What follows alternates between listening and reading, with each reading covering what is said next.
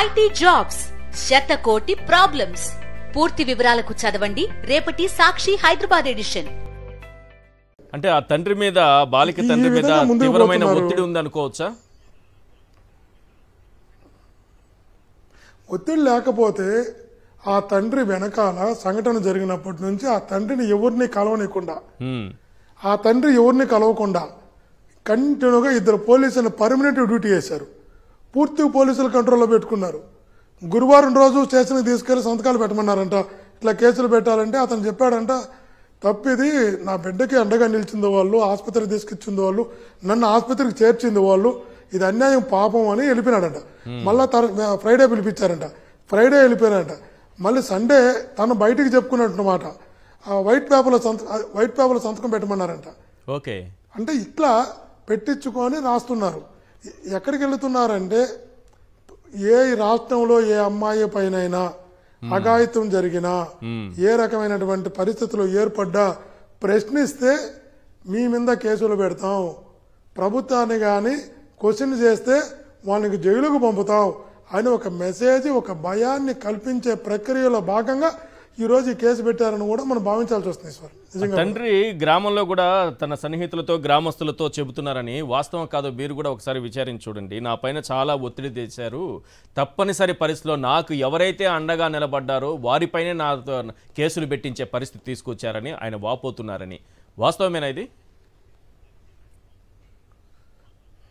తన తండ్రి సంఘటన జరిగిన తర్వాత తను చెప్పినటువంటి పదం, నాకు బగిసానమైనా పర్వాలేదు అంటే, ఆ రోజు అడిగారు, ఇంత స్టేట్మెంట్ ఓపెన్ గా ఇస్తున్నావు, నువ్వు ఇలా ఇవ్వడం వల్ల నీ బిడ్డ గురించి 10 మందికి తెలిస్తే మంచిది కాదు కదా అని ఆ రోజు విలేకరులు అడిగితే తను చెప్పినటువంటి మాట, నాకు బగిసానమైన పర్వాలేదు. బగిసానము అంటే మా జిల్లాలో ఆ భాషకు అర్థం ఏంటంటే నా పరువు పోయినా పర్వాలేదు, నా బిడ్డకు అన్యాయం చేసినప్పుడు ఉరిశిక్ష వెయ్యాలి.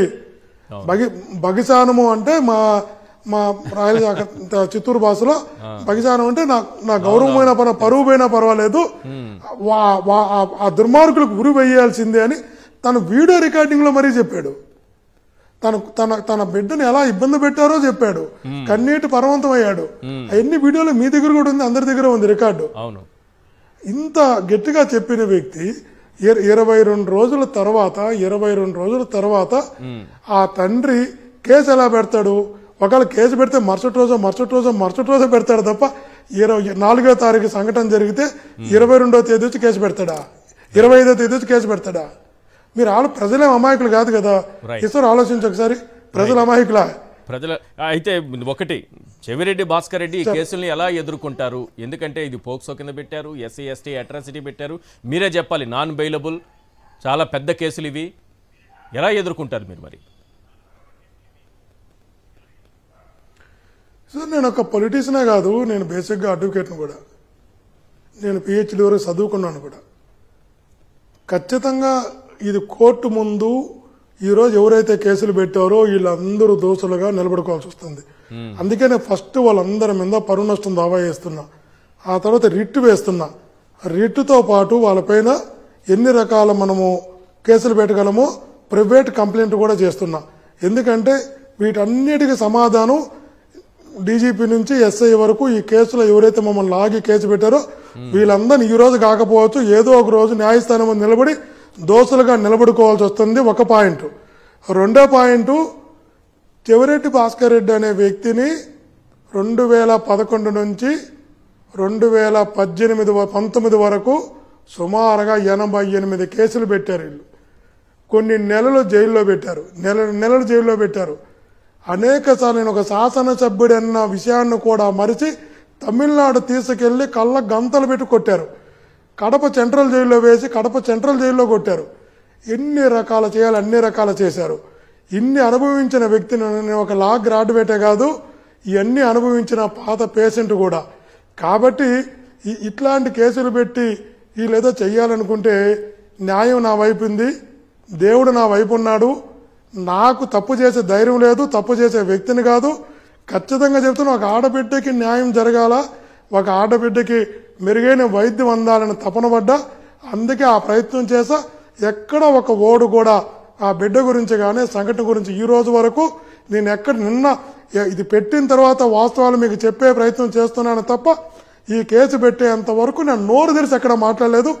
పెడితే ఇంత ఉన్న పద్ధతిగా ఉన్న వ్యక్తి మీద కేసులు పెట్టారు. నేచర్ మాకు సపోర్ట్ ఉంటుంది, గాడ్ మాకు సపోర్ట్ ఉంటుంది, ప్రజలు సపోర్ట్ ఉంటారు, అంతకన్నా మించి మా నాయకుడు సపోర్ట్ ఉంటాడు. వీటన్నిటికన్నా మించి ధైర్యం ఉంది.